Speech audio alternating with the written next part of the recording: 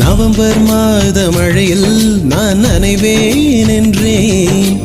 எனக்கும் கூட நனைதல் மிக பிடிக்கும் என்றாய். மொட்டை மாடி நிலவில் நான் குளிப்பேன் என்றேன். எனக்கும் அந்த குளியல் மிக பிடிக்கும் என்றாய்.